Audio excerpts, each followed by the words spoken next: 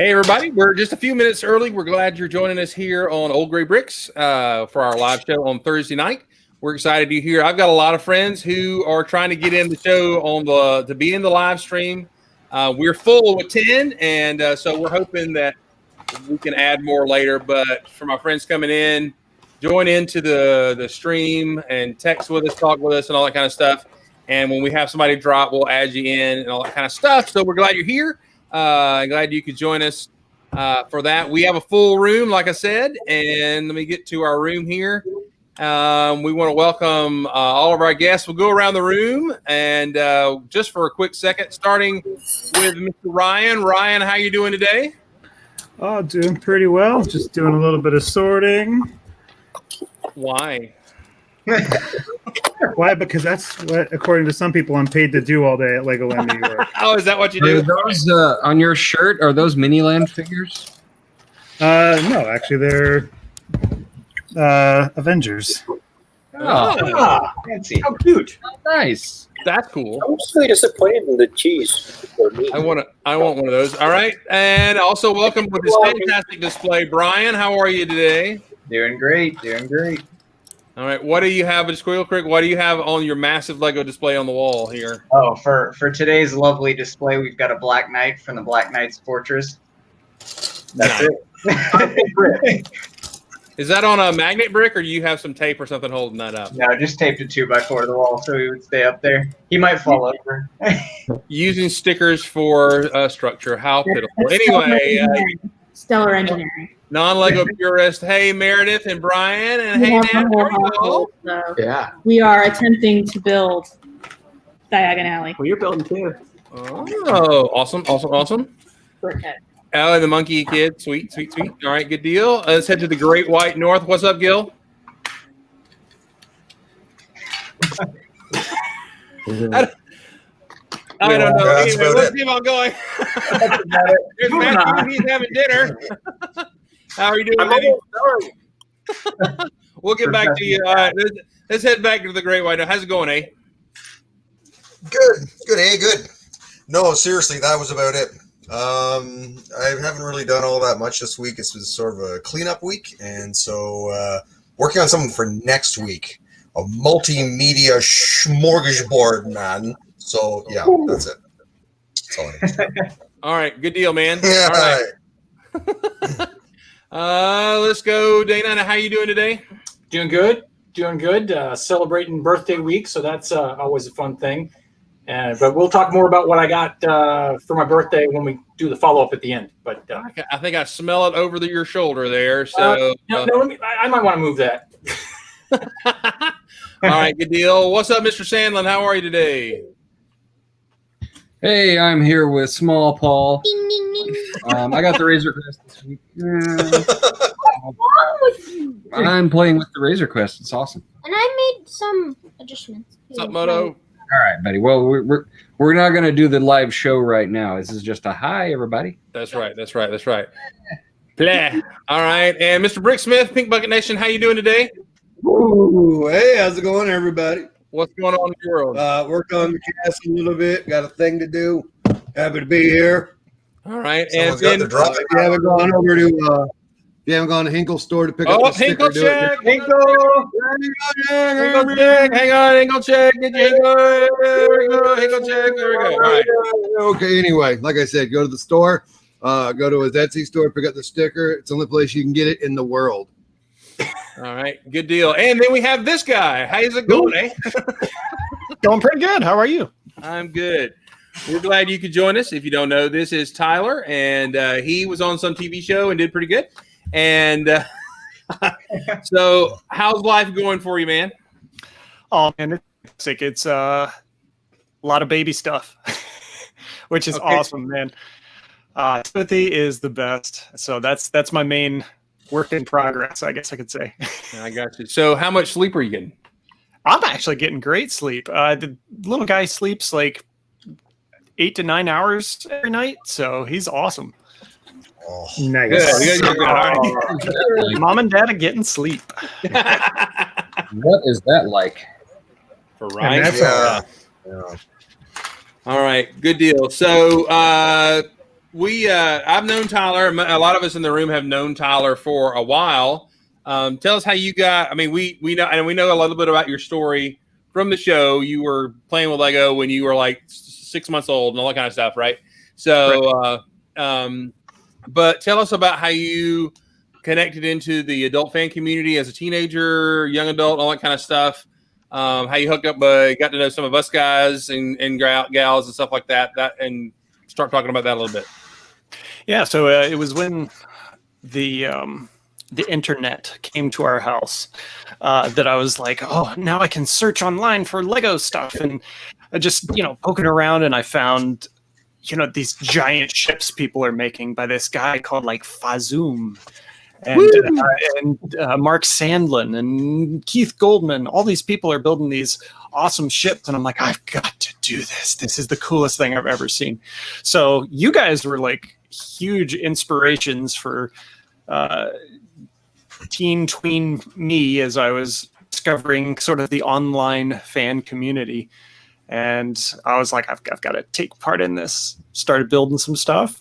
Joined Classic Space, where I think I met a lot of you guys. And well, how old were you then? I want to know. Because I don't think how old were you then?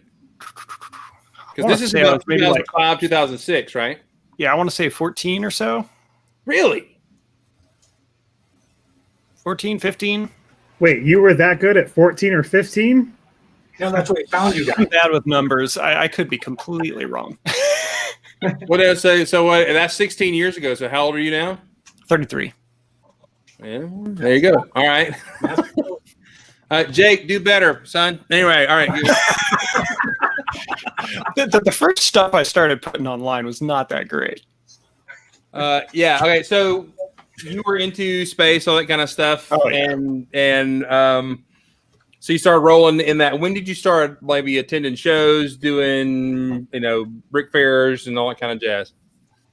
Let's see. That wasn't until like I want to say 2009, 2010, somewhere around there. I went to Brick World Chicago. I kept seeing people on Flickr like posting pictures of all the stuff they'd seen, and I was just like crazy about seeing all the stuff that was at the show. So I'd look through people's streams and see everything. I'm like, I have to go. So I convinced the rest of my family to like take a road trip. We went to all kinds of museums across the country, and that was like my spot. So got to go. Now did you do homeschool? Is that right? Growing up, were you? Homeschool all the way through. So did y'all use that as educational field trip? We're going to a Lego convention. Totally. This is education?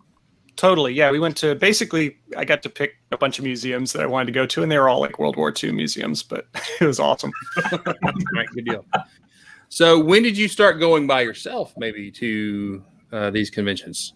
I think it was probably like the following year, because I think the first year I went to Brick World Chicago, I met up with Nannon, and we both just, I think we were kind of at the same age, same kind of level in the community in terms of our growth. We both kind of joined at the same time, so we were kind of in that same bracket, I guess. And we hung out, we got along, and we were like, hey, next year, do we want to come and like bring some big collaborative projects? So that kind of became our thing for a few years there, is just kind of throughout the year planning the next big project that the two of us were going to do, and we just build some crazy wacky thing and bring it to a convention. Cool. So what was one of the first things you guys collaborated on? We called it Containment. It was sort of a post-apocalyptic thing. There was a dystopian landscape with a crashed spaceship and a sci-fi ski factory that was going on. So I built the more dystopian side. He built the more clean, futuristic side. Okay, cool. So did y'all just do that at one, or did you go to multiples with that, or how did that work? We just took that to one, I believe, just to Brick World Chicago. Okay. Are you build it once, show it off, and then take it apart kind of guy? Or Totally. Yeah, I don't have space to display anything longer than to take photos, show it at a show, and then it's got to go. Okay. So I know there's people.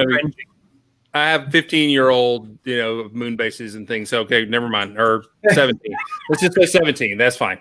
All right. So then talk to us about, tell us in your view how the community has kind of changed, how it's how it's moved on since the Classic Space days when we were on together, and how where you've been interacting and where do you put stuff and all that kind of stuff. Yeah, so I guess at that point was the kind of the birthplace of Flickr at that point in time when I was kind of getting into the community, and that was where. Hey, wait! Explain to this guy what Flickr is. I don't know what Flickr is. I never heard of it. Okay, it's not. It doesn't have to do anything to do with the middle finger, but. But yeah, so that was just the spot where everybody kind of gravitated towards just this website with primarily like photo hosting. And one of the great things is you could create these notes. So it was very much a collaborative process. You know, people were giving a lot of constructive feedback and criticism for one another's creations. And I think that was very much what was happening in Classic Space at the time as well. Over time, I think that's just kind of died out a little bit. You know, people are a little more. I think people started presenting their models more as finished products, and I think that doesn't really lend itself to as much critique from viewers if you're presenting, here's my finished art piece. But so I think that's just kind of the direction the community's gone. A lot less critical feedback on models, at least from my experience, and it's much faster paced. I think people that are building are wanting the next thing. I think that's just a reflection of our society. Gotcha. Yeah, no, I agree. And we've had a few discussions here on, I mean, us being growing up old school, all of a sudden, because like I said, Flickr days, then they kind of faded out, and it's like, where is everybody? But there's a lot of activity, but there's no real hub to it and everything. Where do you kind of hang out with your stuff right now or online? Oh, you know, TV. I understand that, but you know, other things. Yeah. Sorry, say that again. Where do you kind of hang out? Where do you show your stuff off? Where do you communicate with other friends and stuff like that? Yeah, I think Instagram is one of the places that things have kind of gravitated towards. So I'm on there a fair amount. I don't know that it's necessarily better than Flickr. It's just different. Okay. You know, we've discussed, you know, the pros and cons of it. The one thing about Flickr is you can have such better resolution to your pictures and interaction on your pictures and stuff, and Instagram and things like that. Right. You don't have so much, but you do reach a broader audience and everything. There's some in this room who are actually now going on TikTok, and that makes my old man blood boil. So there we go. What? I don't really even know what that is. So. I didn't either 6 months ago. Oh, you just old man on the show. I love it. All right, so Tyler, we all know you as a prolific builder, an excellent builder.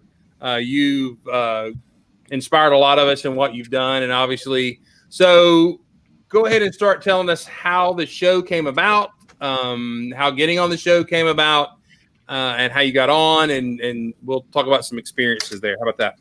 Yep. Yeah. So let's see. This was summer of last year that they were kind of opening it up and starting to recruit people. I got contacted through pretty much every social media platform that I have by scouts that are saying, "Hey, we want you to apply. We want you to apply." And I know pretty much everybody here probably got those same messages because they were just finding anybody that had any connection with Lego and was like, "Here, you gotta apply." So I was like, "Okay, well, I'll just, you know, for fun, let's go for it. Let's see what happens." I doubt that it's going to go anywhere, but you know, I gotta at least give it a shot, you know.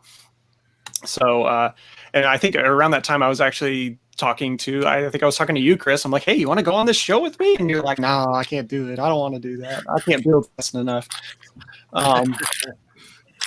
So I had to go with my wife, you know. Oh.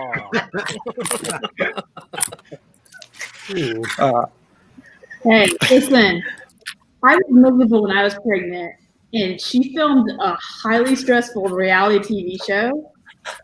She has all sorts of problems. As she should. That was going to be my next thing, is that she did absolutely amazing. She built like an incredible amount of stuff, and she's never like built ever before, and she outbuilt some really awesome builders.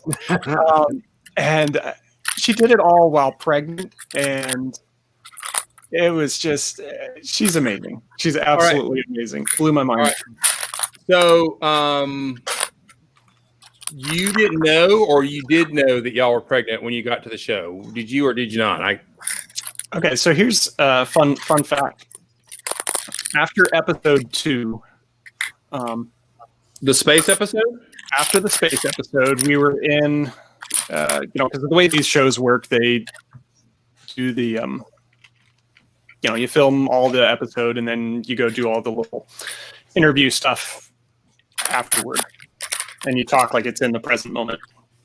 So we were in there talking about the show, and we did our whole interview thing. And at the end of our interview, the producer, whatever, is like, okay, we're going to do this little thing with minifigures. Tyler, hold up your minifigure and tell why it represents you.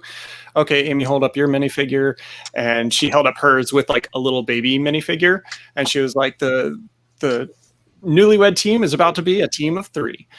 And that was the first I had heard anything. Whoa! So she told me on camera in the interview that we're going to have a baby, and so I was blown away. They didn't use it in the show, but I got them to send me the clip. I can't share it with anybody, but I have it. It's cool. So cool. That's awesome. Right, I was gonna question and joke, was the baby conceived during the show, because we didn't find out later on, so it could have happened. Just saying. Thank you for making it awkward, Dana. That was all right. That would also not be on camera. Punch. So I'm just gonna say our general days on the show looked like about 12 hours of building and sitting in a trailer. So going from like high stress to like zero stress of just sitting around waiting. And then we would go back and we would literally just fall asleep in pretty much the clothes we were wearing. It was pretty exhausting. That sounds like the dream. It was awesome. I loved it. My wife, nausea, feeling like she was out of her element. Not so much, but I loved it. So wait, I have to clarify. I didn't mean that the child was conceived during the filming of the show. Oh, it just got worse. I got that, and that's why I was clarifying that. That's when you throw the shovel away, Dana. The hole is just getting deeper. Backpedal. Oh me. All right. Anyway, so moving on. So he was born July 10th. You do the math. Dana's why we can't have nice things. There it is. I'm just saying, October. That's 9 months earlier. So I'm just saying. All right. Stop talking. Spiraling quick. Well, in 18 minutes, we're shutting down. There we go. All right. So you were on the show. How much interaction? All right. So you say y'all build and we're in trailers all day for 12 hours, that kind of thing. How much did you guys get to interact with each other as contestants? Was it like don't talk or all that kind of stuff? We were with the other contestants like all the time, 24/7. We're like a big family by the end of the show and stuff, because we're all spending so much time together. So it's really a pretty unique experience to get to spend that much time with all these other people that are crazy about Lego. And there wasn't like this animosity between us. So, we're not coming back to the trailer and be like, I can't believe you. No, there's none of that at all whatsoever. It was a fun group. We're all like, oh, you guys are building awesome stuff. That's so cool. Can't wait to see how that turns out or this. And it was great. That's cool. So how immediate was it when somebody got voted out? It just depended on the filming of the day, but when they were voted out, they left the room and we didn't really see them again. Really? Wow. Yeah. So no like extra goodbyes or anything like that? I mean, we were all in the same hotel. We were all in the same hotel, so we could coordinate to get together and say last goodbyes if we wanted. But generally, it was they tried to keep us apart after they, on set, they tried to keep us apart. All right, cool deal. So a lot of the folks in this year I know watch the show. Do you guys have any specifics about the show as before we, kind of get to the end of the show and all that kind of stuff? Anything about the filming you guys want to chime in about? What show? The Does TikTok anyone know show. what happens to all that? Biggest monorail? Loser. There you go. All right. Hey, Meredith, what did you say? What was that? Does anyone know what happened to all the monorail from the first episode? Because that has to be like $500-$600 worth of monorail rails. I have no idea. I mean, I'm sure they'll use it again. They've got. It's at Tyler's house. He put it in the big trophy and walked out with it. I actually have. Y'all gonna kill me. I really don't have that much connection with monorail. I know y'all are all like monorail, but I'm like, No, I'm with you there, buddy. I'm with you there. Damn it. Well, let's go ahead. We'll just put this on that for just a moment. All right, here we go. So, but now, actually, I heard that our Atlanta Brick Company this year actually sent some of the monorail track there and everything. Now, we know that there was some folks behind the scenes building the extra stuff. What can you tell us about that stuff? Yeah, that was Nathan Sawaya and Brandon Griffith. They were the ones doing a lot of that stuff. I mean, they built and designed the trophy. When there was the space episode, they had they built all the planets and the stars, and it was really cool. The popcorn buckets that we were pulling the movie titles out of, it was fun. Yeah, so that stuff was so cool to see because we didn't see any of this stuff beforehand, and we just walk in the studio and there's like this huge like Lego sign that says movies, and we're like, oh, that's so cool. So those reactions are really genuine on the show of us just like, well, this is so cool. What I got a question for you. What was your favorite build while he's on the show? That whether you won or not, what was your favorite build that you and your wife did, and what was your favorite build that somebody else did? So my favorite build, he really asked 2 questions, but he said like 5 different questions. Yeah, keep up now. Welcome to Bricksmith. Anyway, so my favorite build that we made was the sacrifice, the space alien that got dropped. I love the way that one turned out. It was super fun. It was in, space theme, which I was like, yes, something space themed. We can just kind of go wild. And I could build something weird and creepy, and yeah, it was fun. So I loved that. Amy, her favorite was the storybook challenge and working with the kids and just how that whole storybook challenge turned out. My favorite build was somebody weird plot lines. Sorry? Those were weird plot lines those kids came up with. They really were. They were unique. So when you guys did the challenge with the weight bearing, the load bearing, how stunned was everyone in the room at how that turned out at the end? We were blown away because in Australia, the strongest bridge held like barely over 200 pounds. So, I mean, that's kind of the benchmark that we were expecting is, okay, stuff's going to be around there. So when Aaron and Christian's held like 400 something pounds, we're all like, whoa. And we also know that's probably not the strongest bridge in the room. So I think at that point, Boone's talked about it before. He actually went over to a producer and was like, are y'all prepared to put 1,000 pounds on these things? And they were like, haha, that's funny, and left. And he's like, I'm serious. So, I wasn't expecting ours to hold 1,000 pounds. All right. So of course, there are rumors around the internet. There were rumors, and other, I think, contestants have thought about it. When yours was all of a sudden they're starting to put more, they had to say, time out, we got to go find weight. There was yelling at people because there's not enough weight and all that kind of jazz. Is that for true? Can you tell us that? That was really an awesome moment. So the bridges were supposed to take, a few minutes, 20 minutes maybe for each bridge to film and do all the stuff.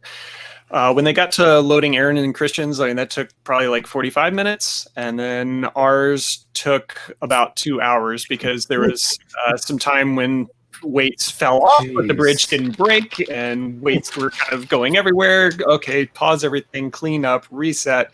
And then they had to go get more weights from the camera department and bring them in. So unload everything, reload everything. Yeah, it was intense. There was the production crew was a little on edge. Did you watch the Australian version? Because the same thing happened. They ran out of weight. Sorry? Did you watch the Australian version of the show? Yes. So they ran out of weight in that one too. Yeah, so I think they were prepared to put 500 pounds is what they were planning on for this. And they had made the challenge harder on us. We had less connection points on the pylons on either side. And there was some other thing that was very different. Just a rule. Oh, we weren't allowed to attach onto like those side things somehow. Anyways, they made it harder on us than Australia, and they gave us less time. And you still blew them away. USA. USA. All right. So I'm going ahead and bring up, this is also the elephant in the room in that episode. In my opinion, y'all won that episode. Okay. We were like, hey, theirs hasn't even made it. I mean, we all know the noise of Lego starting to give. Okay. And it is a horrific noise. And it is the noise of, I don't have enough hands to catch this. It's going to hit the floor. Okay. We've all done it. We've all been there. And Boone's and them was fantastic. All the stuff was fantastic, and theirs was holding the weight that they stopped for safety reasons, kind of thing. But theirs started to crack, and yours didn't budge. And at home, we're all like, what? Ah! Now, no disrespects to Boone and their bridge and everything. I don't think anybody else in this room could build a bridge that could hold 1,000 pounds like you guys did, or even be pink. Yeah, right. So, Ryan, in my opinion, you guys got hosed on that episode. Mine would have steel in it. I don't know that I necessarily agree. It was really close. I don't know what the internal structure of Mark and Boone's bridge looked like, but all that cracked was just a little bit of settling or separation kind of on the corners. I don't think any of that was necessarily structural. Okay. I think if I still think ours would have held more weight, but I don't know that cracking is like, oh no, theirs was about to fall if they'd have just put a feather on it. And also, to be fair, ours had some cracking. In the center of that arch, there was some pieces starting to separate. So, the way it gets edited together makes it look maybe like it might be a little different, but oh. I think we should have won, but I'm biased. So. You can say it now. You got the trophy. There's nobody coming after you. There, you can say it now. No. You mean something on reality TV was milked for dramatic effect? What?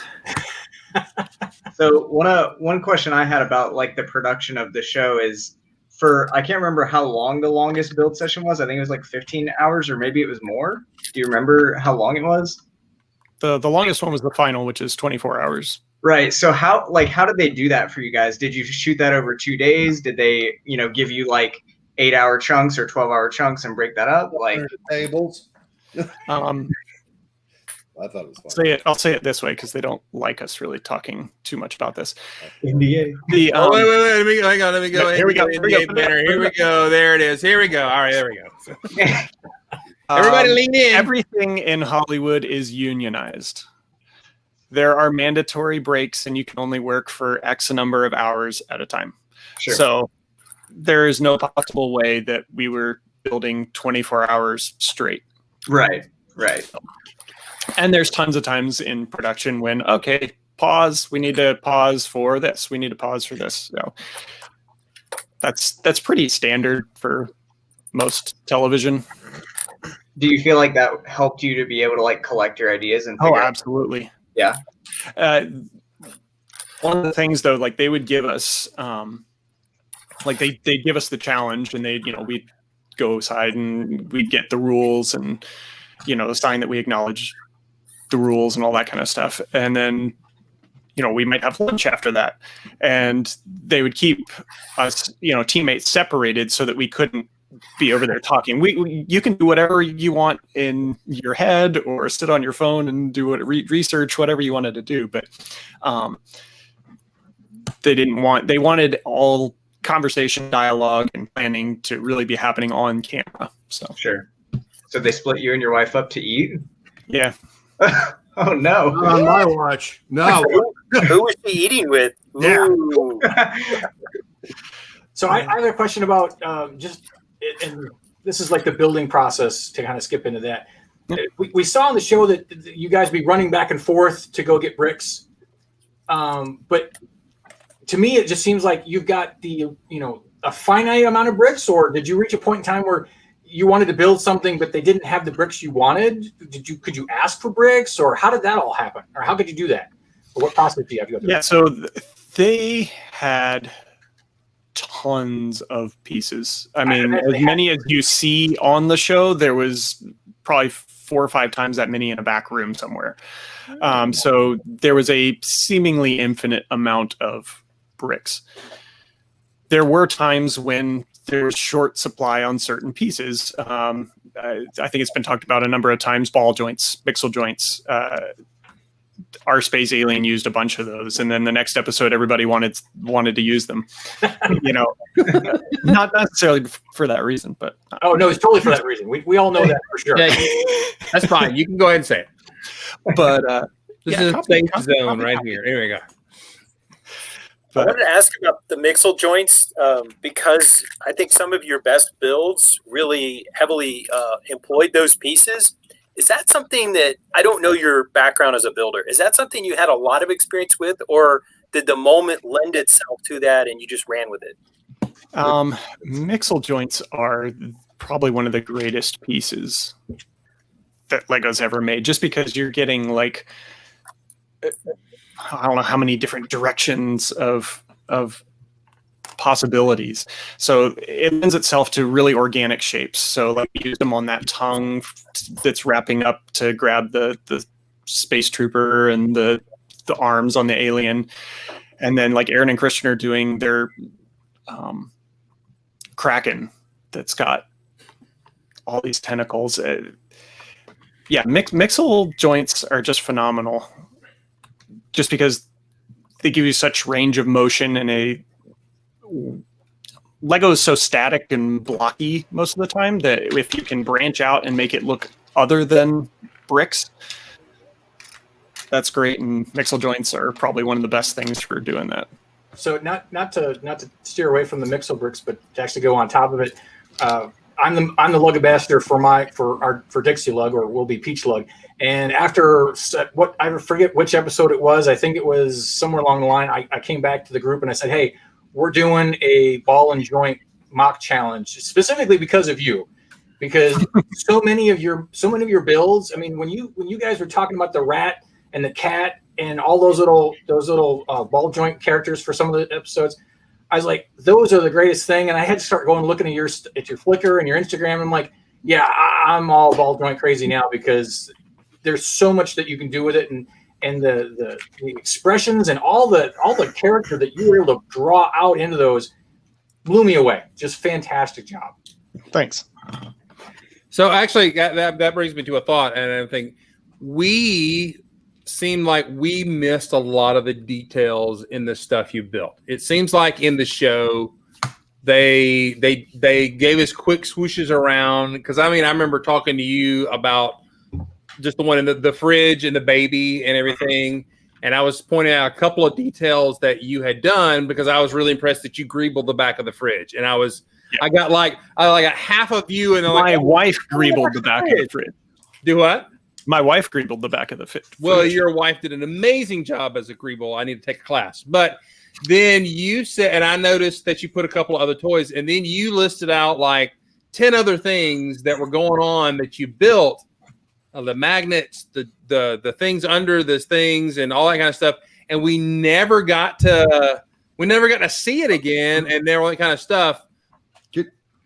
Yeah, go ahead. Yeah. Chris, specifically, in my opinion, is this: the show is not made for the AFOL.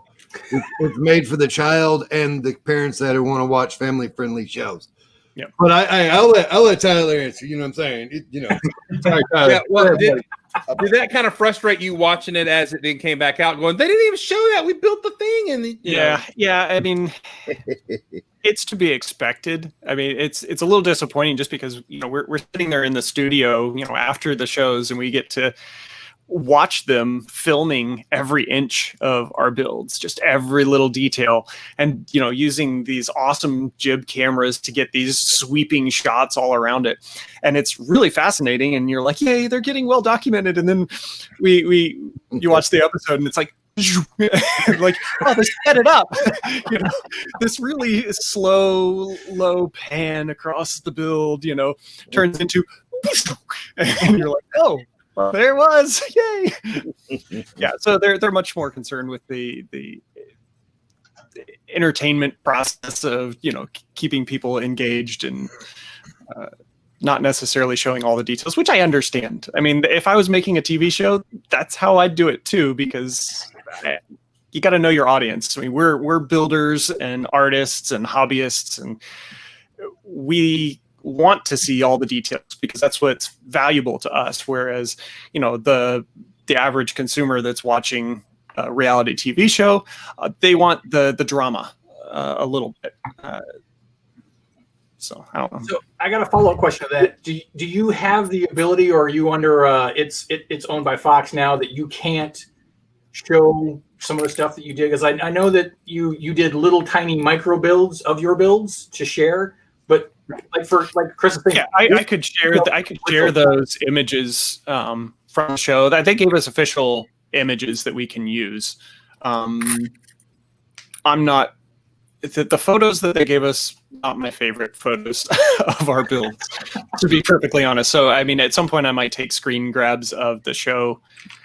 Mainly, I just wanted to build little micro versions, and I like those better almost. So, no, I know. I was entertained. They were like, okay, when is he going to put the micro version up the next day? And there was one day, it was like a day and a half. I'm like, what is wrong? Anyway, so because I was looking forward. Let's see, from our friend, Tyler, he has a question from the chat. What do you do outside of Lego? And is there something outside of Lego? He makes babies. No, sorry. I make. He is not wrong. That's what I got right there. Over there. So outside of Lego, I love building and making things. So my wife and I have built a lot of our own furniture.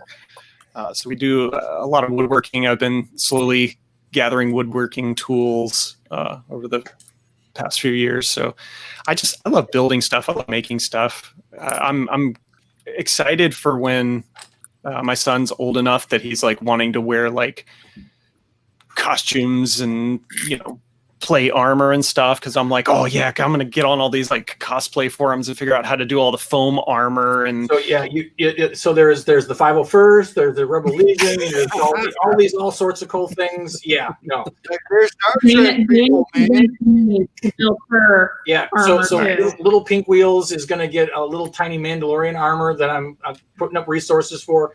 But yeah, foam is my new thing that I want to play with. So yeah, I'm totally right there with you, Bill. Well, Amy and I were talking about it the other day. I'm like, man, I want to make him a little Mandalorian outfit and give him a little stuffed baby Yoda. Yes, yes, that's what I'm talking about. Oh, wait, why don't you? Actually, I'm actually pretty convinced. Yeah. Go ahead. And I'm actually pretty convinced that this stream is the only time we see Dana not in a costume of some sort. Well, There's pretty good. I bet you if he panned down, he's got stormtrooper legs on right now. I'm almost guessing right now. So. I gotta say I can't sit as a stormtrooper, so that's a fault. That's a fallacy. Sure, it's not the slave Leia. His work Zoom meetings must be very entertaining. Dana, we do not want you to pan down. Thank you. All right, so speak for yourself. PG. So I have a question about the sort of interaction. So you're hanging out with these people. Did you ever bite your tongue like when you saw someone doing something structurally unsound and you wanted to say like, hey, maybe you need to put a layer of plates in there to lock that thing in place, and then you're like, no, I shouldn't be saying that. It's so hard. It's so hard. Yeah, there's some tongue biting. There's some times when you're like, that's not necessarily the direction that I'd be going, but we'll see how it goes. Yeah, you wish the best. Like you're not actively rooting for other people to fail, but you kind of are at the same time. I mean, like you want to win, and that means other people need to leave. But there was some tongue biting at times. So it's a bold strategy. Let's see how it works out for them. Exactly. All right. Here's a after all comment from Brom Lambrick. I don't know if you remember Brom from back in the day. Brom says, "Tyler, did you have the Brammy that Leigh Ward passed on to you when you came to BrickCon years ago?" I think it was who was it? It was somebody else that passed to me, not Leigh. Anyways. But do you I do have it. I do have it. It's in a box somewhere. In a box at an old house we left years ago. No. I got a question for Tyler. Go for it. Did the show go down? Like, did the people get voted off or kicked off? Did it go down the way you saw it should have? Absolutely. Okay, so like every episode, we pretty much, with the exception of maybe Aaron and Christian when they left, we were kind of thinking that, yes, proud love, yes, thank you. Blanked on his name. But you said, so it went the way you thought it was going to go. Yes, I think every episode, Amy and I were like, okay, this person's going home, and it was kind of obvious, at least to us. Right on.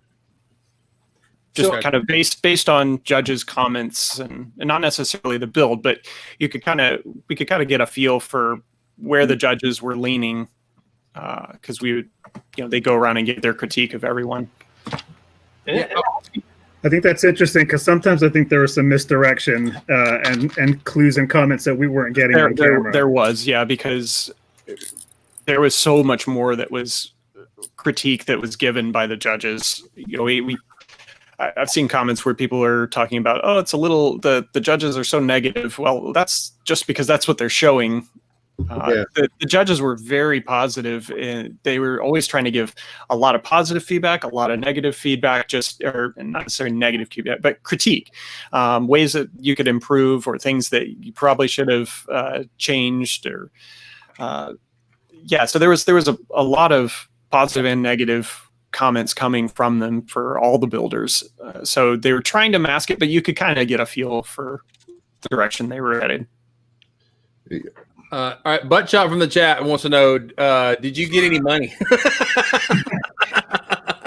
They were like, here's airfare back, have fun.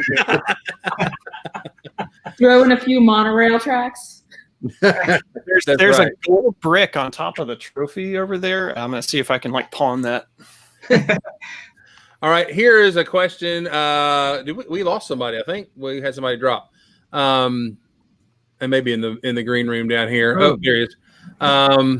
So there's a question. Oops, sorry, I hit the wrong button. Ant Bandit. Any advice for somebody wanting to audition for the next season whenever they're going to get to do that? Yeah, so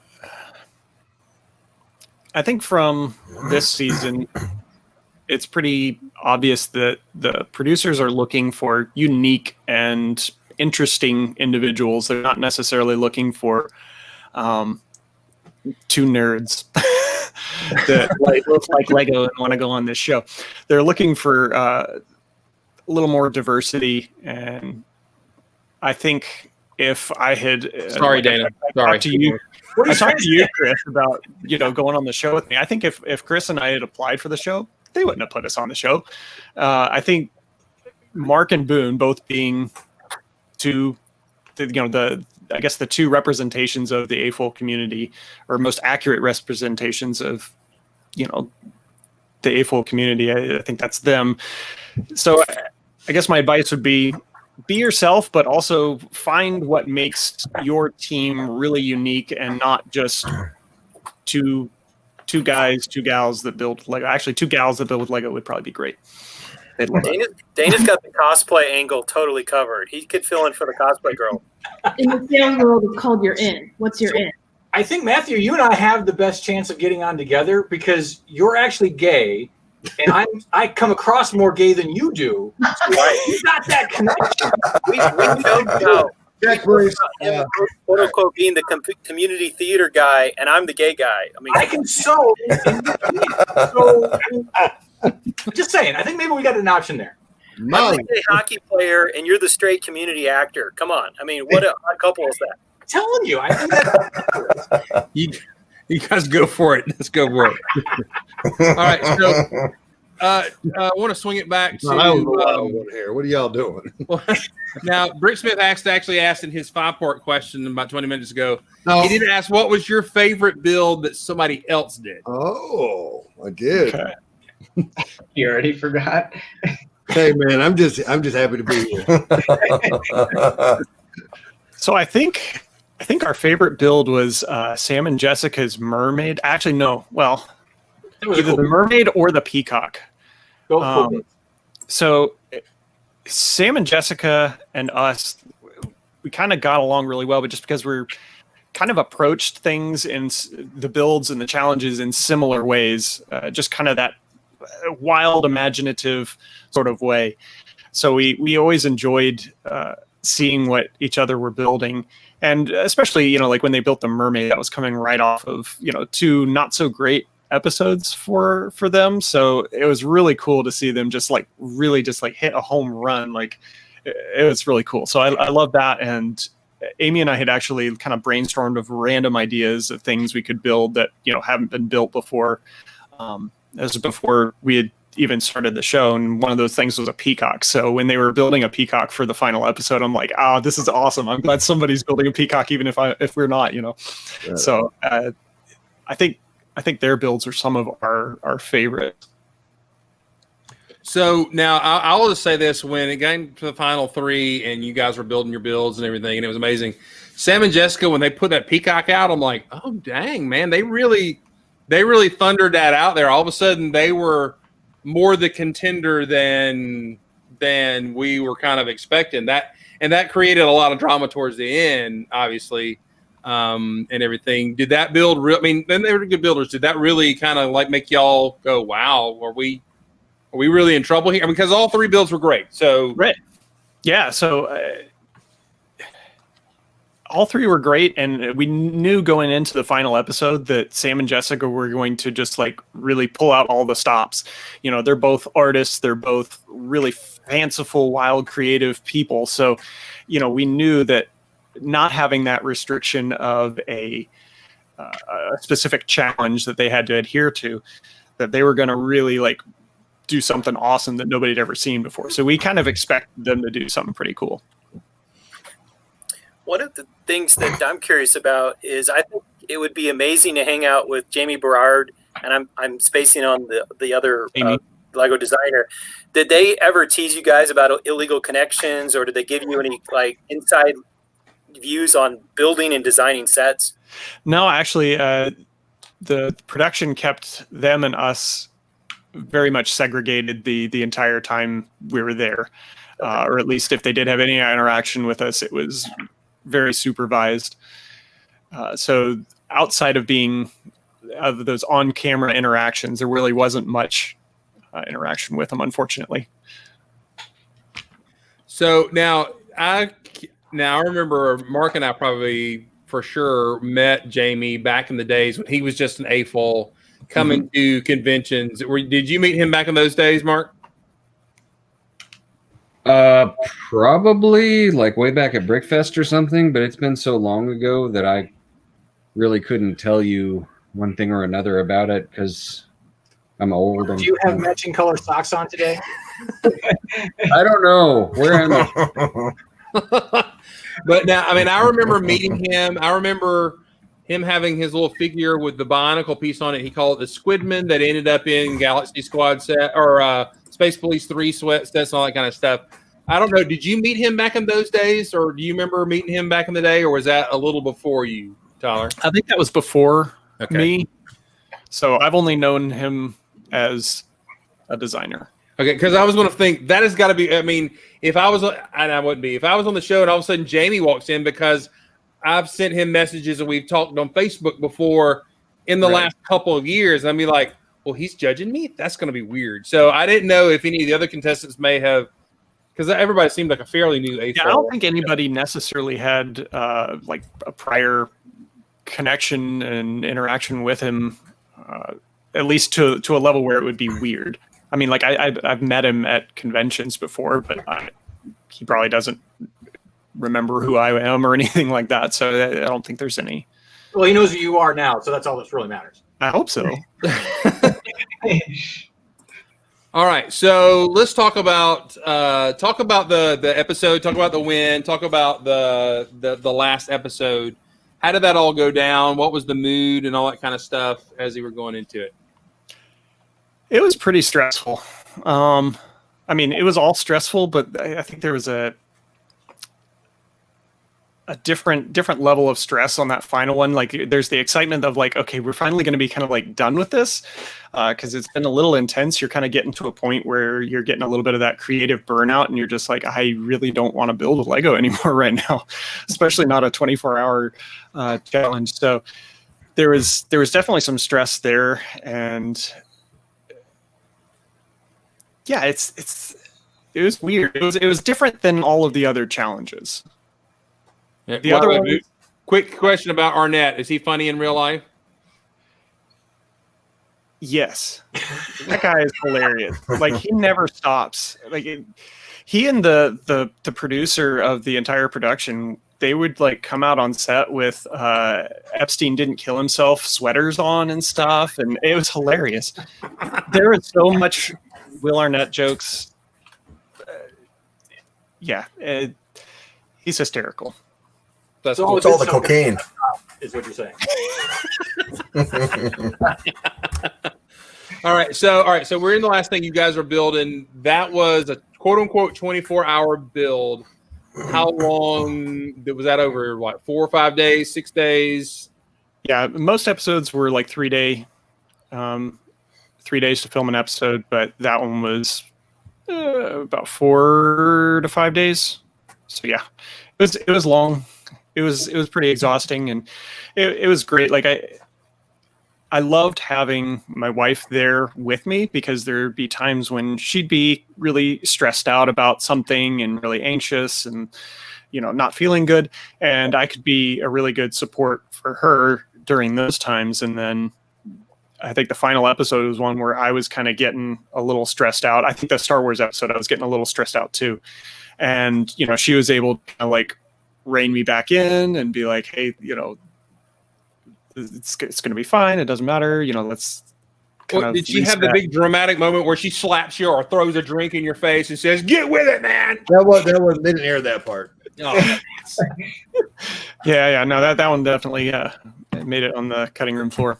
But we really loved the final build. We loved the elves theme, and we are totally getting an awesome elves vibe oh, from it. That's great. Yeah, we love doing that because we wanted to do something different than we had done with all the other stuff. The other stuff was very sci-fi, but we wanted to do something more fanciful, something a little bit castle-y. I know you space people are. Well, no, there's space castle. What? Space castle. Don't worry. Asshole. It was like a space castle.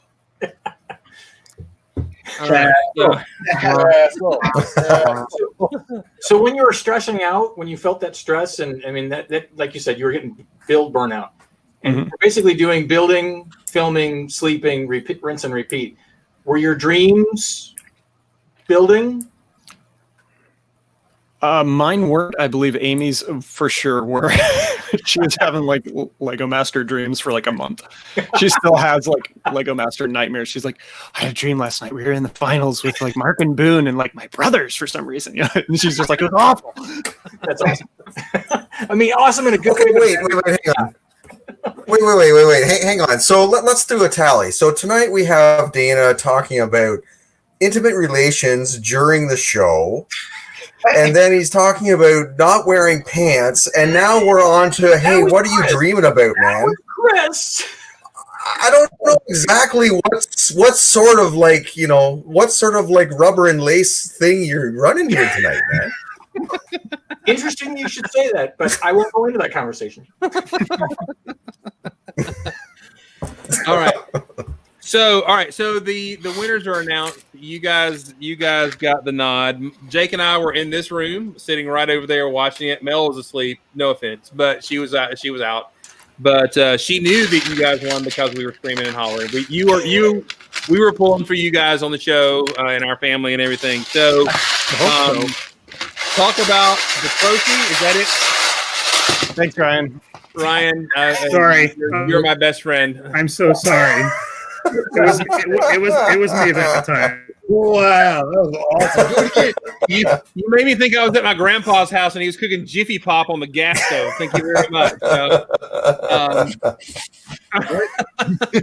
All right, so it's done. You guys have won. Was there a lot of negative emotions from the other contestants? Was it just like, wow, that's awesome? What? It was very positive. Like, I mean, we're all rooting for each other. Nobody's like, oh, I wanted Mark and Boone to win. At least not outwardly. I mean, maybe somebody was like, oh, I wanted them to win. But like, everybody's still like congratulating us. We're congratulating them too, because like everybody did so awesome. We all want to be in that spot. So everybody was just very excited that it was at an end and there was a winner, I guess. It was fun. No animosity. Over. And so was it immediately you're going home, or were y'all like, hey, guess what time? It's time for you to do media, whatever. How did that go? Yeah, so there was some interviews afterwards. Not a whole lot of stuff. It was, I mean, I think we went home the next day. Yeah. And one of the comments earlier was from a buddy of ours, Scott. He asked, so when people got chopped and they weren't on the show, did they keep them in the hotels or send them home and then bring them back for the finale? Trying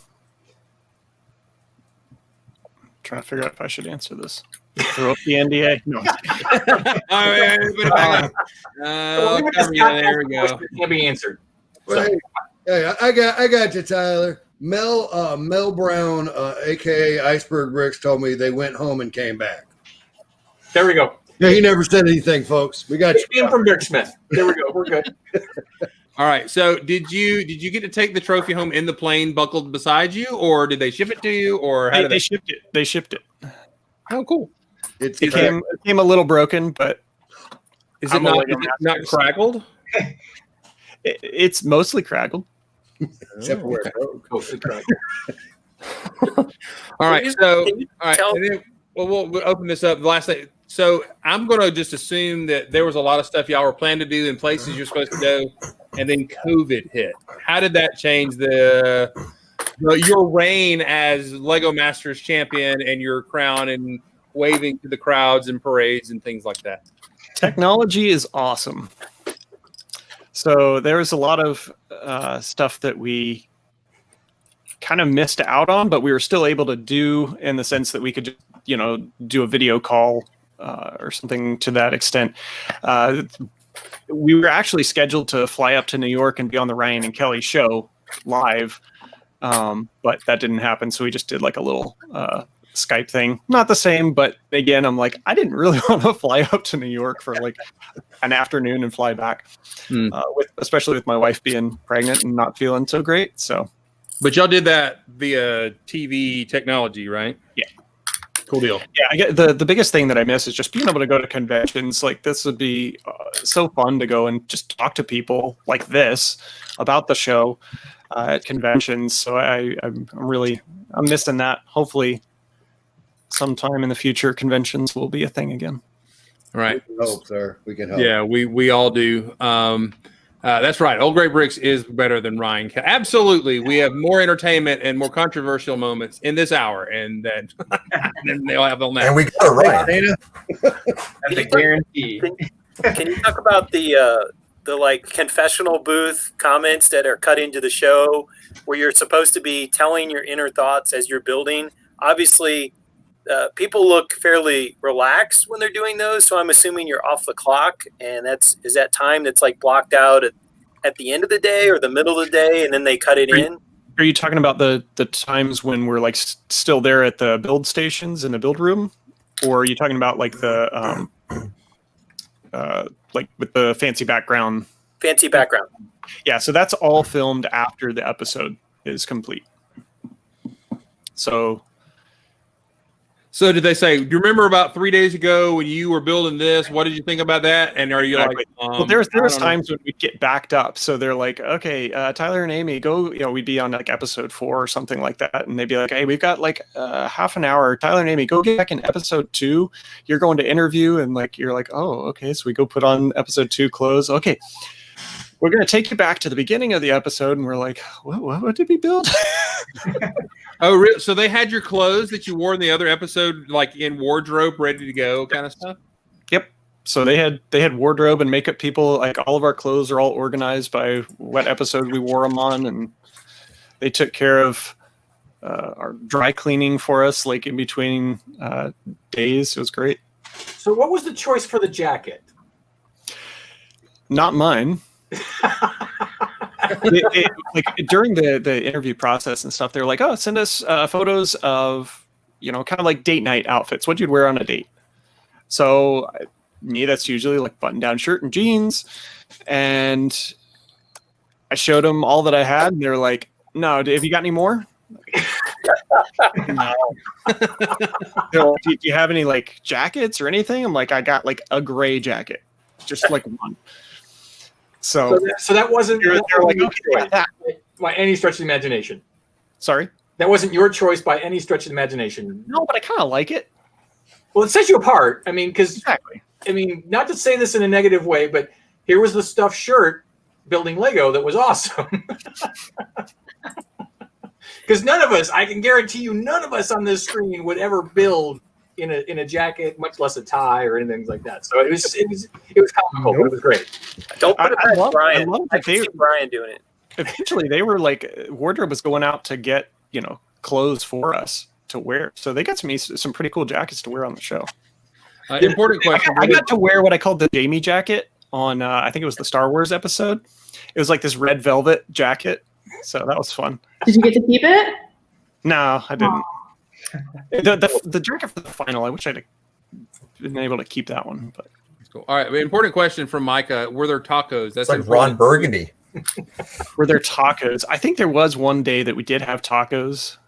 Did they bring food in and food truck stuff? Oh, yeah, the food was great, but at the same time, not so great because after a while we realized it all tastes the same. But it was great. Apparently, this is the same like catering company that Tom Cruise uses, so I ate Tom Cruise food. Wow, it was awesome. Did I get Terry Crews' number? Can I share it? I got it, but no. He was so cool. He was like the most real guest or like celebrity that was on the show. He was totally cool, totally chill. He just wanted to hang out with people building Lego. It was awesome. I've only heard good things about him. Yeah, I've heard he's a really good dude. Yeah, he's a really cool guy. Cool with that. All right, panel.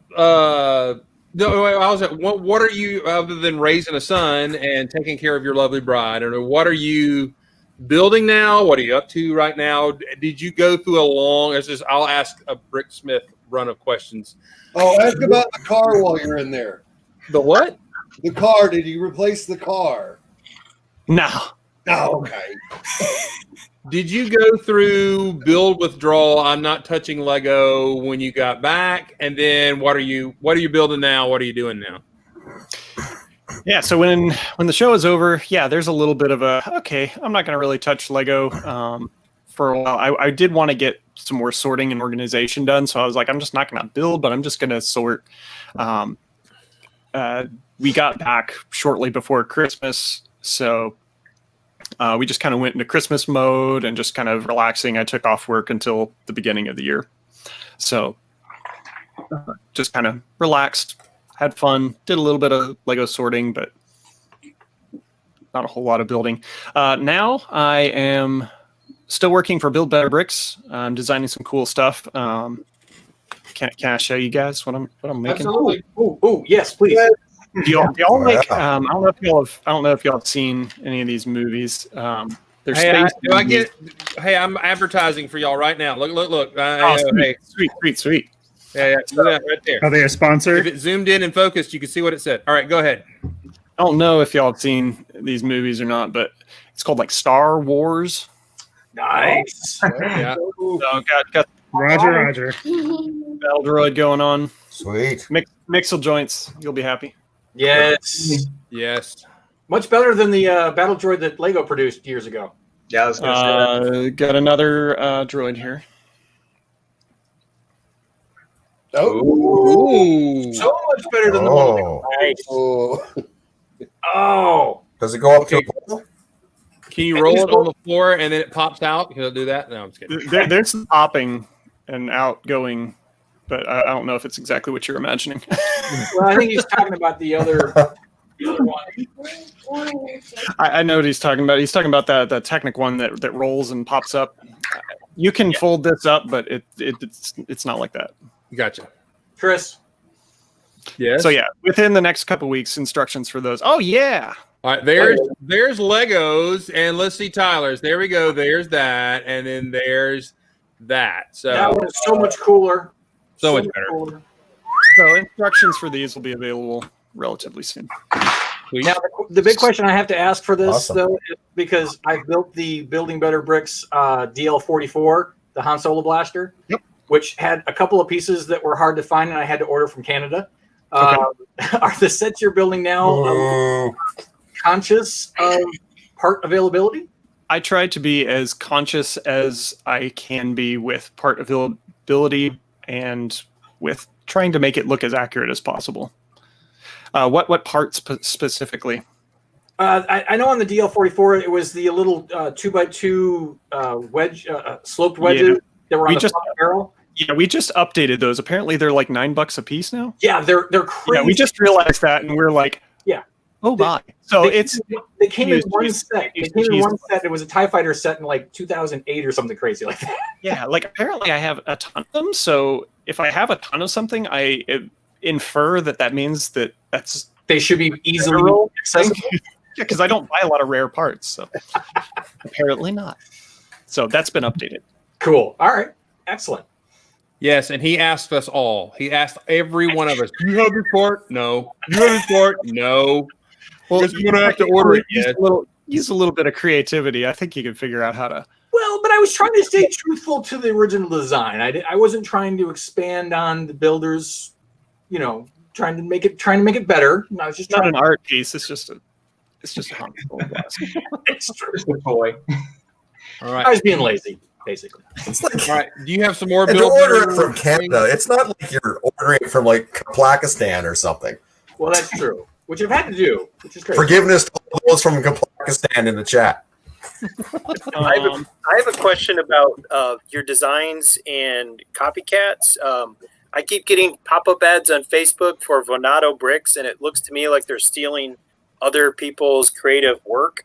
They're stealing the video too. What's that? They're stealing our video too. So are they really? Okay. Yeah, it's funny. I'm getting the advertisements as well, and I'm going, that's my hand. That's my wedding ring in the video.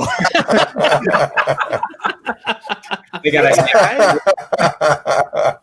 Whatever. I mean, people are still buying our product, so I don't care that much. It's not like it's hurting our business, but it's a little annoying.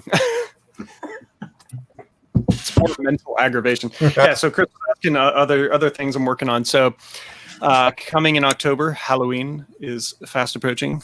So we last year we did like some Halloween, like I did a Frankenstein, and actually Aaron Newman from Lego Masters designed a werewolf for us. He's designed another model for us. I'm not going to say what it is, but I've done a series of zombies. Oh yeah, cool. So these guys are real gnarly. You can like change their jaw all around, so they're all like. So again, ball joints. Each one, there's 3 of these. I'm just going to show this one off. I'll leave the other one. Is that a phone around his neck? Is that the cord? This is the businessman zombie. There's also a punk rock zombie, and there is a nurse zombie. Awesome. Each one of them has their own method of demise. His was telephone cord strangulation. The punk rock. I'm going to show you. I can't stand it. I got to show you guys. The punk rock zombie You got a mic stand through the chest. Oh, That's brutal. That is awesome. his eyes poking at is cracking me up. out. Oh, the sausage. Sausage for the eyes. Ah, So he's got his combat boot on. Yeah. So his method of demise is the mic stand through the chest. I guess it's true if they say Punk's not dead. Oh, there he So goes. bad. Oh. And then the nurse zombie got injected cool. with that's syringes. That is the best one. That is Yeah, I awesome. like the one too. That's cool. Man. and I love that they have 3 fingers and a thumb. It's hard to do Yeah. much else. Lego. It is hard to do more than that. They got a big toe and 2 other ones, so they're good. They're good. They're good. Those are awesome. Nice. Do you think you could do like a Canadian one of like a zombie Mountie that choked on a toxic mixture of bacon and maple syrup? He's just got like a jug of maple syrup. He's just like, Yeah. You just sounded like the kid coming to the artist at the convention center. Can you draw me as He-Man in a bikini with apple? You know? Partially. And how long did it decapitated take by to a build hockey it? stick.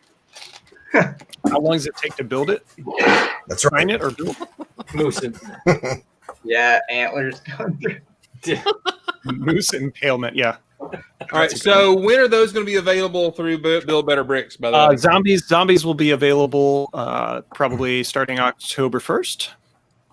And the I'm working on a super battle droid. I don't know if all 3 of the battle droids will be available this month or not, but at least one of them will be. all right. I will give you a moment. Plug away. Where can they find those things, and how can they buy them? Yeah, so buildbetterbricks.com. You can download the instructions. You get the studio file that you can upload to BrickLink and the PDF instructions. They're like Lego quality. And you can order the parts or find them in your own collection, build them yourself. It's a lot of fun. Sweet. All right. So from around the Awesome. room, I know. Ryan, Tyler, you are welcome to stay. However long you want to. I know you said your time was a little limited, and I know you've got a little guy in the house. And if you have the mom look at you, when you need to scoot, you do so. You see, But if you see that door open and I miss it, you let me know. You're like, Tyler, you gotta go. I saw a pair of eyes go through that door. We gotta go. It's bedtime. are y'all headed out, Natalie? Yeah, it's bedtime. Meredith? School tomorrow, right? Can you say goodbye and say it was nice to meet you, Tyler? We enjoyed watching you on TV? No, we're not going to say anything. Oh, that's nice. Nice meeting you. Bye. See ya. So Good somebody, night. one of the folks with the invite, if you want to pop in, you got the link. Just go ahead and pop in and everything. So, all right. Yeah, you hold the logo there. That'll be good. Everything. Well, guys, I think I am going to head out. This has been a blast. Absolutely awesome. Y'all Yeah. have good questions, and it's fun. Yeah. Hey, you're always going to get an invite to come into the show. And if we have less than 10, it's easy to get in. We get a full room. Just hang out. But you're always welcome. If you got a full room, kick somebody out. Absolutely. Right. You can drop me in a heartbeat, Chris. It's easy Oh. to get in. We get a full. Speaking of, we got. Hey, you need Adam. You need to mute your YouTube or shut off your YouTube tab there. Muting. There you go. Or now you Adam got a golden ticket. That's right. He was right at the trigger and everything. All right. So, any quick questions, last comments you want for Tyler before he has to scoot and go change a diaper? What you got there, Dana? So are you going to start doing some more of this scale and making like instructions for this? Because there's so much that can be done with this. I love your Star Wars figures you did with this. That's where I built my own little me / I don't know. It could be you. I don't know. It could be me, but these are great. Make more of these, please. Cool. Yeah. I don't have any immediate plans to do so, but But I'm just good plugging to you. know. I'm plugging you. Tyler, I'd be amiss if I did not invite you guys over for dinner. If you're ever coming through Tallahassee, come on over. We'll take a picture here by the door. I'm an AFOL collector. So which means make sure people know where you went because Right. So, Mama made Turn on your GPS. right. Mom makes hella fried rice and orange chicken. You guys will love it. Bring the baby. We'll have a blast. My wife, my wife saw your wife get pregnant and said, I'm going to get pregnant too. That's not what happened. But yeah, Brittany's pregnant, by the way, Tyler. Awesome. It got awkward again. So. What's happening? But yeah, we live in Tallahassee. I'm not going to tell anybody. Tyler, leave now. Anyway, come on by the house. Yeah, right, we got relatives in Tallahassee, so that's familiar place. Let's see. All right, Adam, you just popped in. You have a question real quick for Tyler. I know you'd asked a couple in the chat, but go ahead. Yeah, hey, you answered all mine. I've been in the chat, but yeah, good to see you. I'll let you get off to what you're doing. So, I just got here, so I'm not going to hold you any longer. All right, well, Tyler, we'll let you go. We're so excited. I'm so glad you're here, my friend. Thank you for coming. Please come back anytime. You're just like friends and family. We know we were proud of you for what you accomplished through the show. You and Amy did.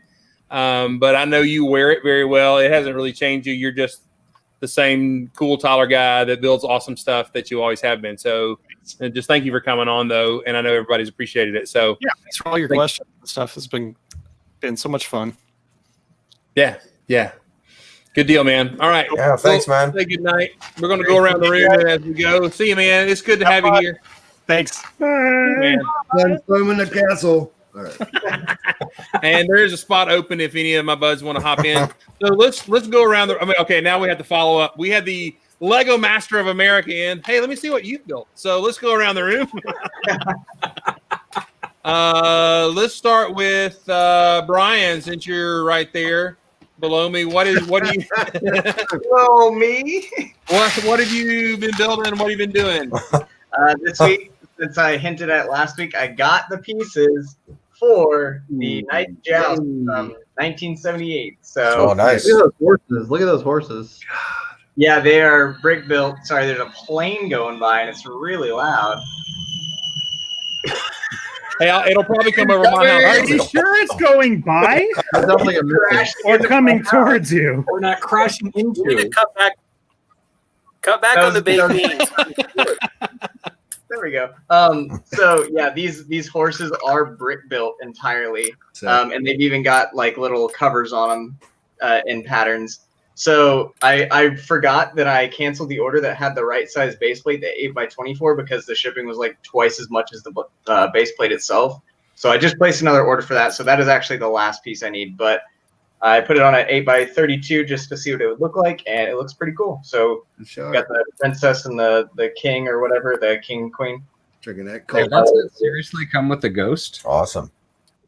Don't look at my Kevin Hinkle ghost. You added the ghost. I wondered about that. That is the set my friend had. He was not into Lego. He got it. I got the Lego Yellow Castle set. Yeah. He had that sitting in his closet on top of his dresser and all that kind of stuff, and he would never trade it for it because I'm like, hey, dude, I wanted it for the slope pieces to build spaceships, honestly. Yeah. But anyway, because it came with a ton of slopes. Yeah, that's awesome, man. Yeah, so now I have the complete original 3 castle sets. So pretty excited. All right, the young man with the older bricks and the rest of them. All right, Adam, you're new to the room, and we want to see if you'll spin that camera around so we can see some of that secret wares you've got in the room. Where's the NDA? I need an NDA bar. I can give you the NDA. You just talk about you want to, buddy. You're covered, man. I got you covered right here. Professional. There we go. I can show you something though, and I set this up because I'm actually like cleaning up from this big secret animation project I'm working on for them. These are some of the builds that I made, and these are real rough, but these are like background buildings for a city. That's nice. These are meant to scale with modulars, and the whole idea was that I'm going to make a city and have build a few custom ones to fill it out, and it's just a facade. There's the back, it looks ugly, but the idea was that I'm going to shine light through it so the windows look illuminated. So I've got some windows blacked out with tape, but I've got a couple of these. This is one that I built, and then I had some friends help me. My wife actually built this one. This was kind of nice. It's like a little shop. Storefront. So, yeah, and they're real simple. They're not meant to be complex because they're all background buildings. So I have to take them apart or figure out what I'm going to do with them now. They're all on my table. So, but yeah, that's I guess a thing from the projects I'm working on. So Nice. that's Hey, a piece of it. would you ever like sneak Easter eggs of like other people's sig figs into those windows? Have you ever done something like that before? I think I have unknowingly. I don't know. I have done certain shots where there's different characters, and I've like, it'd be pretty cool to just throw a sig fig in, but I've not intentionally done it that I know of before. So Okay. I could do it. Send me your sig figs, and I'll put them in a Lego animation. Oh, that's done. So Why did you say that out loud? Dropping this in the Yeah. mail. Dropping this in the mail.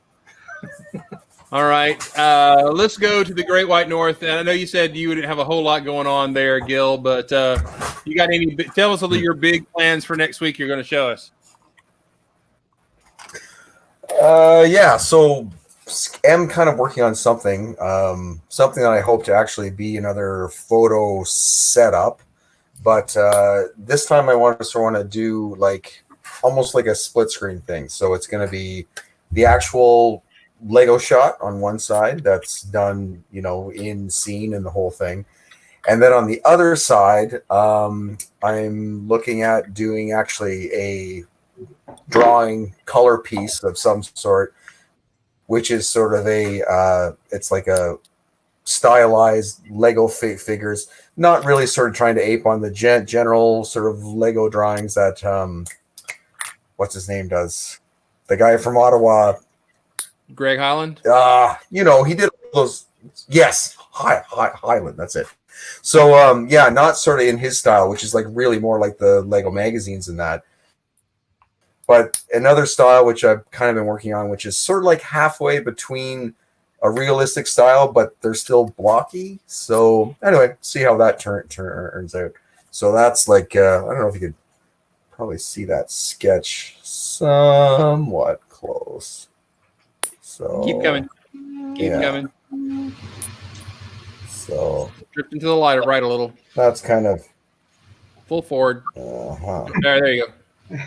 We can kind of tell. So yeah. So anyway, that's kind of where that's going. So yeah, see how that turns out. Hopefully for next week.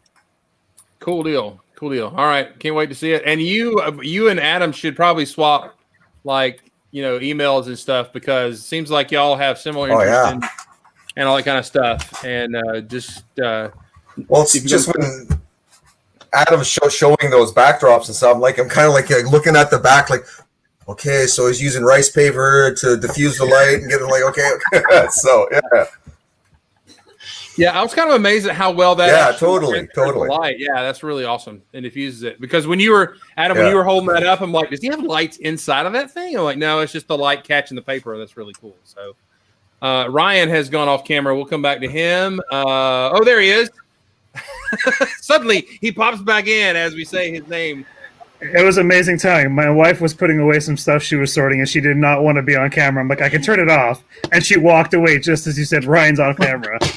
All right, man. So, do I need to put the NDA up? Is there anything you can or can't tell us from the?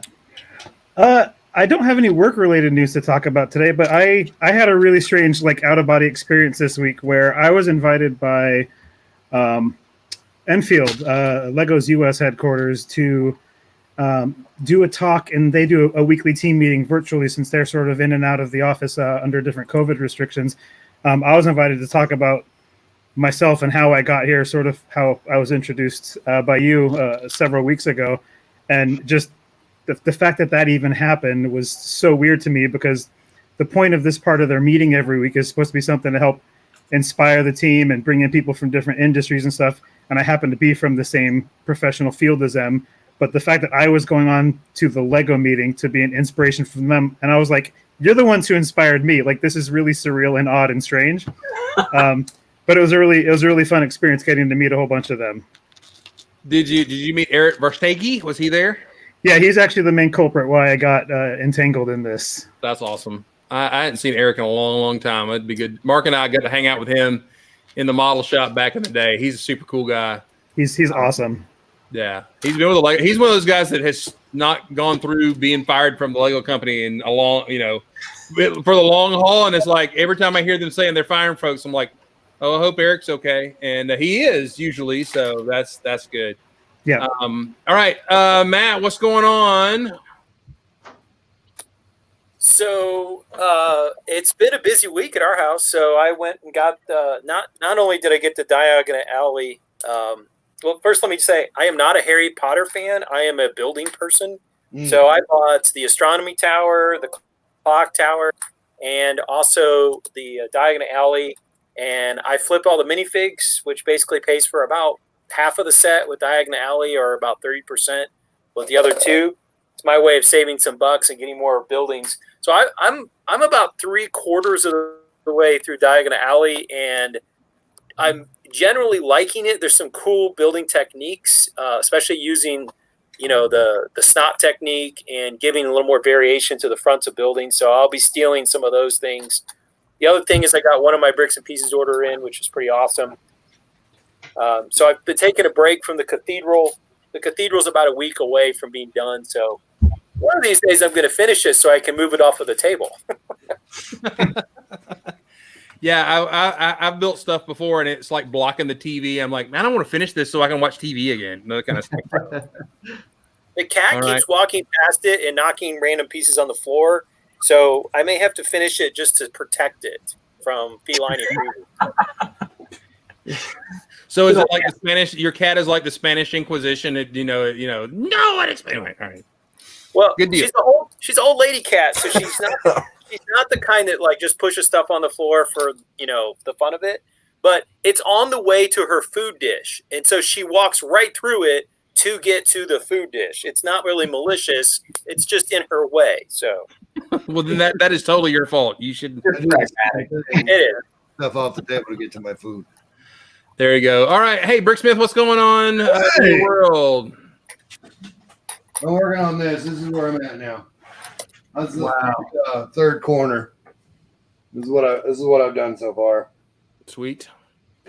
Yep. Got two more just like it. You know what that needs is some engines and cockpit, and you'd be ready to go with the space tower. It's a hat. Hat. I love it.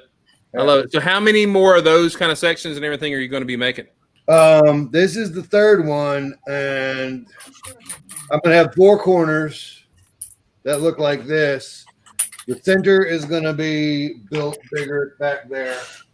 And then we got a total of 25 48 by 48. So I don't know. The outside perimeter for sure. I don't know. There's a stack of them over there in the corner. I don't know. Good deal. And your goal is having that ready for Brick Fair, Alabama, right? 2021, but gotcha. By the way, do you want to tell what's happening on October the 24th? Oh, I really, really do. All right, folks. Okay, so on October 24th, it's a Saturday this time. Myself and some friends are going to meet at the Atlanta Brick Company in Noonan, Georgia for a hangout. There we go. If you heard my voice, you're invited to go. Who's whispering in my ear? Do I? Who's whispering in my ear? I'm trying to listen real close. Yeah. So, yeah. My ear feels wet. Hmm? My ear feels wet now. No.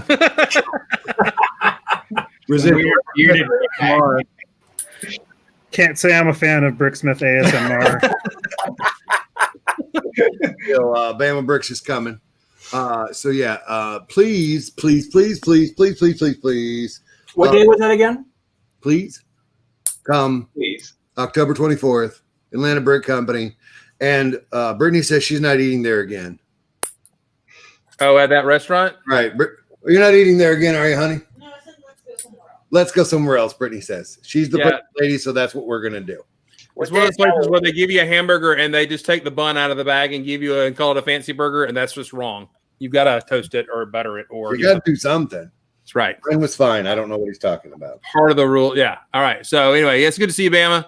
I hope you get to see you there to see. All right, around the room. Let's see, Mr. Sandlin, what is going on? Hey, I finally got my Razor Crest. It showed up on Tuesday after FedEx lied and said they couldn't It was deliver in it on Kennesaw. Sunday. The best part of it was in Kennesaw where I live and not at your house. That was awesome. It was in Austell. They got it that close to my house and couldn't make it over here with that equipment. He's not bitter. He's not bitter at all. Oh, I'd be mad. So anyway, I have my Razor Crest. I'd done some upgrades, so I made fancier landing gears on it back here, and had to bump up the nose gear a little bit so that the height would match up, and I upgraded the cockpit, which I think is important because there's enough room in there for sorry about my non-professional lighting, but there's enough room in there for computers and stuff, but they include one little cheese slope computer and nothing else in that entire space there. So I actually put in I put in a whole bunch of computers and the all-important stick that Baby Yoda wants the little ball from the top of. You got to have that in there. Come on, guys. Come on, Lego. You got to have the stick. Right? All right. So, okay, Paul. That's enough. Thank you. And so we have the peanut gallery. So. Wait, can you actually lift the top off? And yes, I'll show it to you later. Okay. All right. So, yeah. So I also, you have to have the vac tube in case you need to evacuate your thorax. That was a plot point of the first episode. You gotta have the vac tube in there. That's important. First bathroom in the Star Wars universe. Yep. It is, yeah. It's very important because molting season. Yeah, that's right. It's been a cycle. If you're an adolescent, whatever, you're molting. Yeah, it's not something pretty. All right. So yeah, and on your Instagram, Fleebnork Instagram, he put a lot of those pictures on there, so you can see the upgrade. Yeah. They're really good. I think you did a good job balancing what is in the set and then adding to what they should have put in the set and everything. And you did one important thing to me. You made the blasters not just the cylinder brick with the thing on it. There's some transition there because that's just lazy the way that they did it, honestly. Yep. So, all right, good deal. So, Dana, I'm gonna let you get it. Can I show y'all? I'm almost done with the ship. Here it goes. You ready? No, go to the ship first. Whoosh, whoosh, whoosh, whoosh, whoosh, space.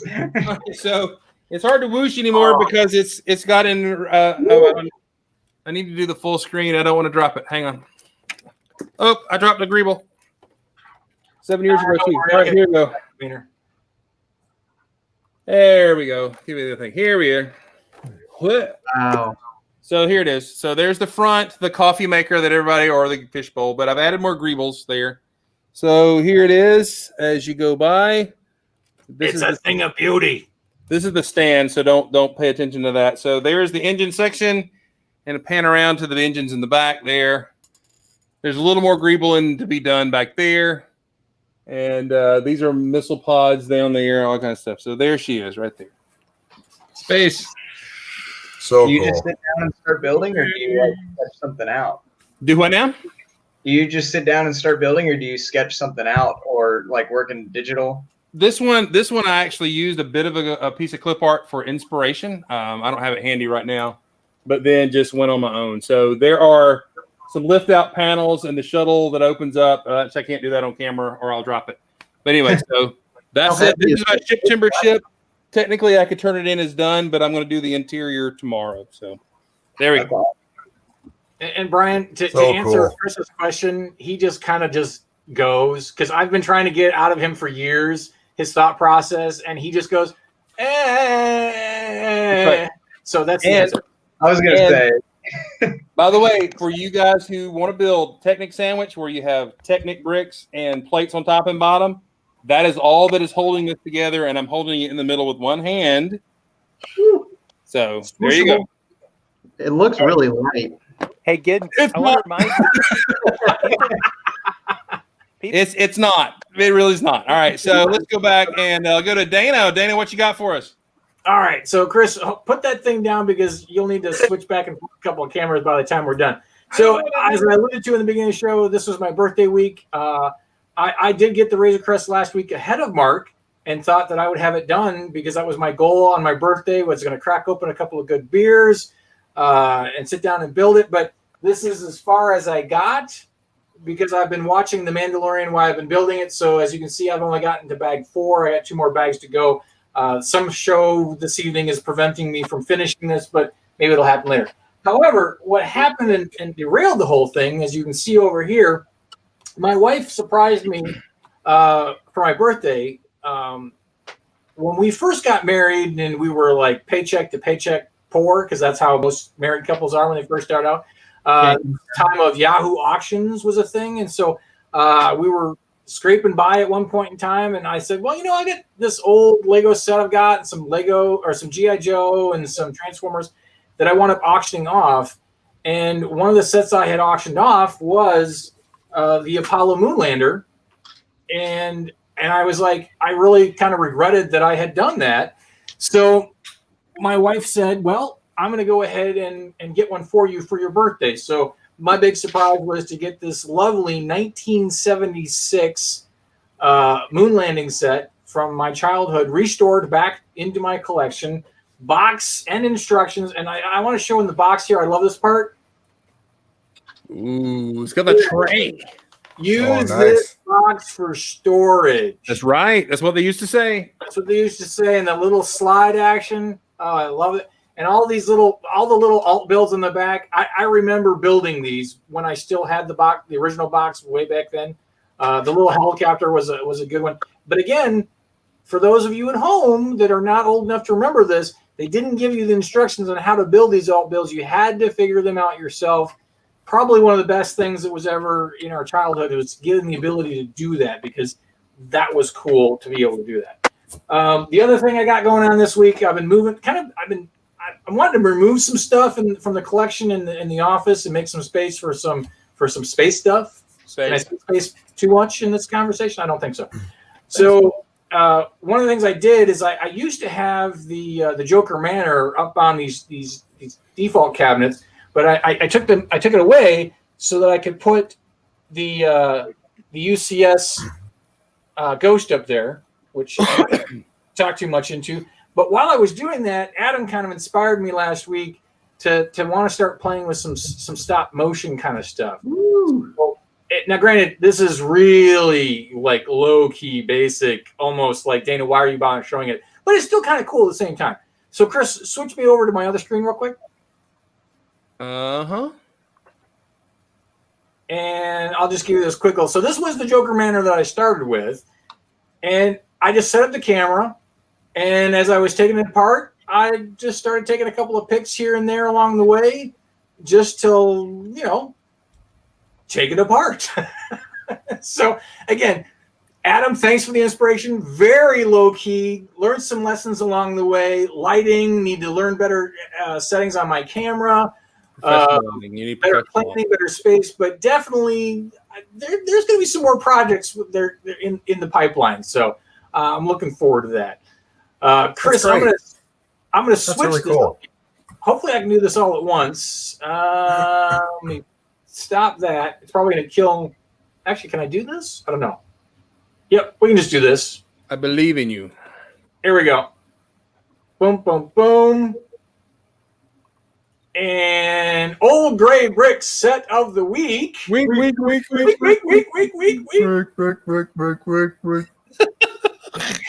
Is the Robot Command Center. Yes. Wow. Oh, there's going to be such comments of either love and hate from this set. I know that's going to happen. Let's go through the stats real quick. Classic Space 1984, a whopping 295 pieces. Minifigures, you got 3 with this bad boy. A 1 red, 1 yellow, and 1 black spaceman. Used price, it's going to run you about $40 to $170, depending on what condition, whether it comes with a box or not.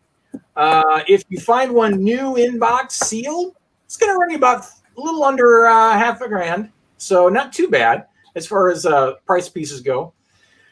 Let's talk about why this set is cool. And let's just face it, we're all going to agree on this. Mega parts pack. Absolutely. Can I say this again? Mega parts pack. Yes. Mega parts pack. That is basically all this set is good for is mega parts pack. Other than the fact that for Gil, it's got so much playability in this set. Look at this thing. You've got your little rover, your little flying ship that comes out of the pod there. You've got your little your cranked arms, those big blue canopies, the translucent yellow windshields, the rocket on back. This thing, the people I talked to, the AFOLs I talked to who had this set as a kid cannot shut up about it, because for them it was the greatest set of all time. It gave them so much joy because there was so much they could do with this set. And it's just that wacky, funky, crazy set, and it does have so many cool parts in it. It is littered with computer screens, inverted computer screens, classic space Lego, grill printed sets. It is the parts pack set of all time. So, I will switch to my. But the thing is, it's really like the moped of sets, right? A lot of fun, great time with it, but you just don't want your friends to see you riding it. Like that's like it's yeah. You don't want your friends to see you playing with it. But I mean, this little guy. I mean, well, I shouldn't say little. I mean, it's a pretty decent sized set, and I mean, you got your rocket on the back here. You've got canopies that open up. Blue Yoda ears. You got blue Yoda ears that open up. Which again, not really sure what this was supposed to be for, but it gave you all sorts of creativity as a child for playability. You got your little windows that you can slide up and down. The adding these crane arms is fantastic. And my favorite feature, though, has got to be with it. When you open up these cargo little spots here, that the ship can fly out, and then you flip its wings up to swoosh around. So, you had to do a little transformation to get it out of there. You got to flip a little lever in the back so that the rover can come out. Otherwise, he stays in there. Just a fun little set. You can't go wrong with this one. And then, as much as I give it grief because it is such an odd little set, I can see how a 10 or 12-year-old who was sitting there, maybe even an 8 or 9 or 12-year-old sitting there playing with this set would be like, there are so many things that they could do with it. Such a cool little set. So that gives us the walking ash, or that gives us the set for the week. Chris, back to you. All right. No, I remember getting that set. I kept it that way for a while, and then you start building and playing with it and changing things and everything. But honestly, it looks like an alt build from the back of another set that we never got. That's what it looks like, honestly. Absolutely. And as a matter of fact, another set that I hinged on doing this week was another set from that era that, again, also looks like an alt build set. So that might be for next week. So we can talk about weird alt build sets. Yeah. I don't know if you've gotten the new rover or not, but the middle build for the new space rover and everything, it's quirky and weird and all that kind of stuff. And I'm like, this reminds me of how awkward, but probably pretty cool that set that you just did was, because I remember getting it. I remember having it and going, this is weird, but I like it, but it's weird. And there's Matt. We lost somebody. Who did we lose? Yep. Well, he's gone. He's back. He's gone. And then we lost Gil. Or no, Gil's still there. Who else? There's Gil. Ryan. Ryan. Yeah, Ryan he said he had to go. And Brick Smith had to go earlier while we were looking at stuff. So it's good to have him here. So yeah, love that set. Love everything. I'm excited that you got the lander back. I've got one that I haven't finished restoring. It's such a great little piece of history. I remember being a space guy in the 80s going, what a bunch of junk. But now when I look back at it, I'm like, well, that's so cool for what they had and what they did back in the day. And it's a really good set. What's interesting about it, and I remembered it when I was building it, is that the fact that the top section comes off, so as it's launching back up to reconnect, And I remember building this leg structure as a kid and thinking, wow, that's kind of wonky that if you don't get it in together at the right place, it just falls apart. And it did when I was building it. So lots of childhood memories rebuilding this set. So, but those bricks have a lot more. I know Lego denies it, but those have a lot more clutch than 2x4 bricks today. They do. Well, yes and no. Some of those 2x4 slopes are a little tons wonky at times, but still classic bricks. Classic bricks. Yeah, well, that's the thing. There's some tolerance issues back in the day that they solved with better technology. But in reality, when you snap those pieces together, you feel them crunching as you just all the way down the stud, right? You're just definitely when I was building the legs on these guys, that you definitely feel that clutch really well comparatively. So. Yeah, because the walls are solid. They don't have the thinner walls and the little bump in them for the connection point and all that kind of stuff. Brian, you probably noticed that in.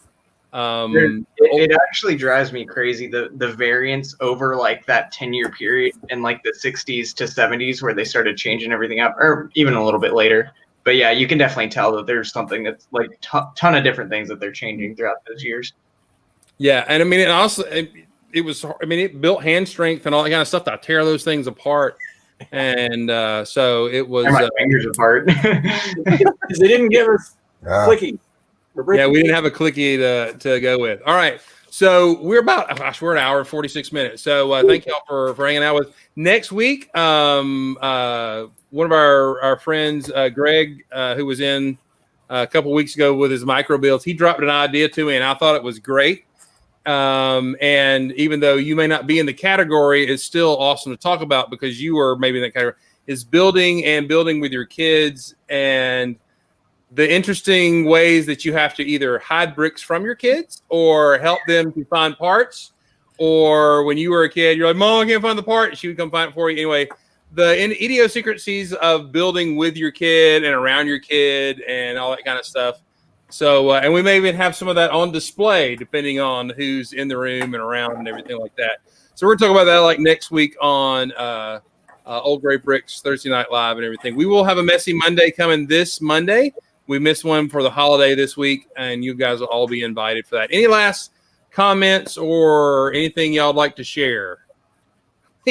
Yes, Nick. 70s Lego was my workout plan. You can see how well it's worked so far. So yeah, you can swoosh those big ships around now. That's right. That's why I can hold it with one mighty hand. That's right. No, I will hand it to the Razor Crest. It's strong. You can hold it up by the back end. I mean, it's built sturdy. I will give them that. I may have had to upgrade some of the detaily stuff, but it is a very well built set. Yes, the fact that you can hold it by the tail like that and hold it, that is a good. It is a Technic sandwich. Oh, it is. Yeah.